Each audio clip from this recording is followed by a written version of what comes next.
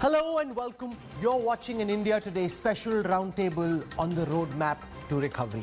Over the past few days, we've been speaking to leading economists, members of the government, leaders of opposition parties on the impact of COVID's second wave on India's economy and the road to recovery from here. Today, we will speak to chief executives of leading Indian companies cutting across key segments of India's economy to get a sense of how bad the months of April and May have been and what the way forward looks like.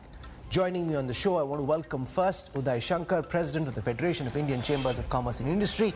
With us on this broadcast is Sanjeev Mehta, Chairperson and Managing Director of Hindustan Unilever Limited, Dr. Anish Shah, Managing Director and Chief Executive of the Mahindra Group, last but not least, Rashesh Shah, Chief Executive of financial services company Edelweiss. So welcome to all our guests. I want to go across to Uday first, who's been speaking to members across the chambers. Give us a sense on a macro basis of how badly all the companies that you work with feel that they've been hit because of the second wave of the COVID pandemic, Uday. Well, thank you for having us here.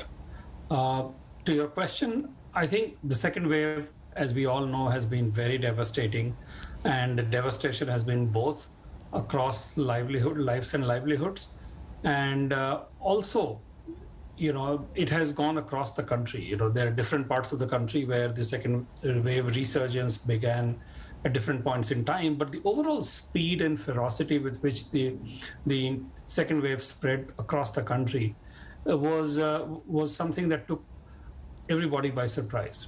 It took government by surprise, it took healthcare services, facilities, and it took ordinary citizens by surprise. So I think the level of preparedness to deal with a second wave was not as much as it should have been, or it could have been.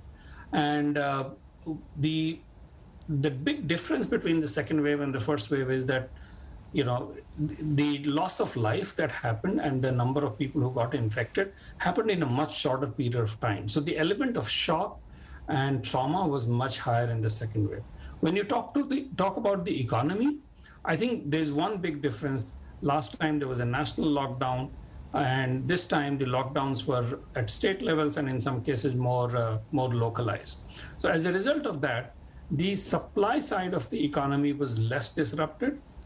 However, there was a lot of disruption because it wasn't that the supply lines and the manufacturing, etc., was going on unaffected, because so many people were affected, so many people were testing positive, and the atmosphere of fear was so high that people were really, really worried. So things came to a halt, but some production compared to last year, some manufacturing, etc., continued to happen. The big problem was that retailing almost entirely came to a halt.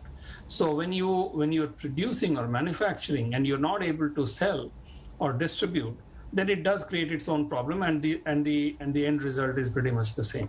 The second thing that happened in this second phase, Rahul, is that the fear was dramatic. People were affected, people were spending a lot of money on healthcare, and there was the fear that it would get worse. So the demand side completely collapsed this time. And that the collapse of the demand is something that we need to be mindful of, because this is something we'll have to deal with as we come out of the second wave.